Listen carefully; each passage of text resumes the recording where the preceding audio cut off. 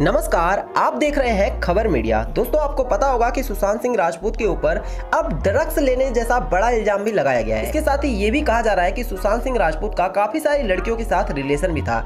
ऐसे में शिवसेना को एक बार फिर से बोलने का मौका मिल गया है और उन्होंने एक बार फिर से सुशांत सिंह राजपूत पर तंज कसा है। दोस्तों, सुशांत सिंह राजपूत जो कि बिहार से बिलोंग करते थे, इस वजह से कहीं ना कहीं महाराष्ट्र की सरकार और बिहार की सरकार अब आमने सामने खड़ी हो चुकी है। और जब से इस केस में राजनीति का एंगल आया है, तभी से लगातार सुशांत सिंह राजपूत को इस केस में इंसाफ मिलने में और ज्यादा देरी होती जा रही है।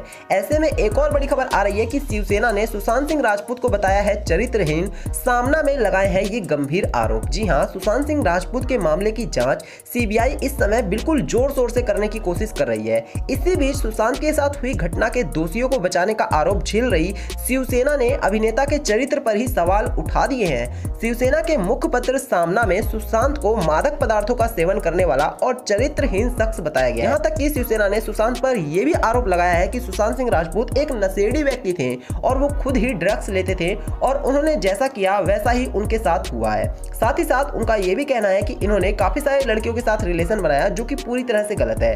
बता दें कि सामना में एम्स की रिपोर्ट का हवाला देते हुए कहा गया है कि सुशांत सिंह विफलता और निराशा से ग्रस्त था। जीवन में असफलता, वो खुद को संभाल नहीं पाया। इसी कश्मकश में उसने मादक पदार्थों का सेवन करना शुरू कर दिया और एक दिन उसने अपनी खुद की जान ले ली। बता दें कि सामना में आगे लिखा है, सीबीआई जांच में पता चला कि सुशांत एक चरित्रहीन और चंचल कलाकार था। साथ ही बता दें कि सामना में यह भी कहा गया है कि महाराष्ट्र सरकार को उन नेताओं और चैनलों पर मानहानि का केस करना चाहिए जो मुंबई पुलिस की जांच पर सवाल उठाकर उसकी छवि को खराब कर रहे थे। ऐसे बेईमान लोगों के विरुद्ध मराठी जनता को एक भूमिका लेनी चाहिए। कई गुप्तेश्वर आए और चले गए, लेकिन मुंबई पुलिस की प्रतिष्ठा का झंडा लहराता रहा। अगर सुशांत सिंह राजपूत की इस घटना के बाद मामला चलाने की कानूनी व्यवस्था होती तो ड्रग्स मामले में सुशांत पर मादक पदार्थों के सेवन का मुकदमा चलता।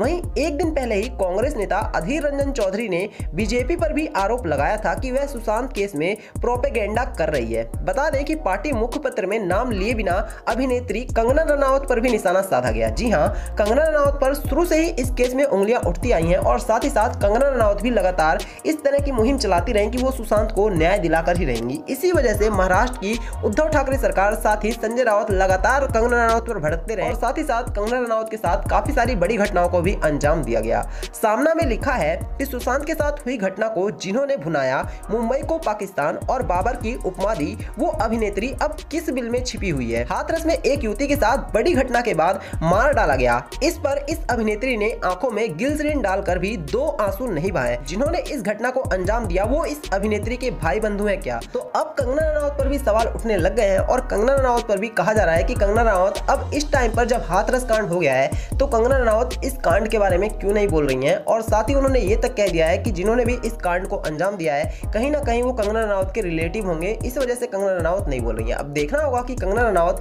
इस केस के बारे में कब तक अपनी चुप्पी तोड़ती है और साथ ही साथ सुशांत सिंह राजपूत के ऊपर जो इल्जाम लग रहे हैं क्या वो सही है। ये सब कुछ सीबीआई जांच के बाद ही पता चल पाएगा। लेकिन बता दें कि सीबीआई की जांच अभी रियल में बहुत ज्यादा स्लो चल रही है, जिसकी वजह से सुशांत की फैमिली भी इसको लेकर अब बिल्कुल भी संतुष्ट नजर नहीं आ रही है। तो यही था वीडियो में। इस वीडियो को आप जरूर लाइक करें, इसे और लोगों के साथ शेयर करें और चैनल को हमारे सब्सक्राइब कर लें। धन्यवाद।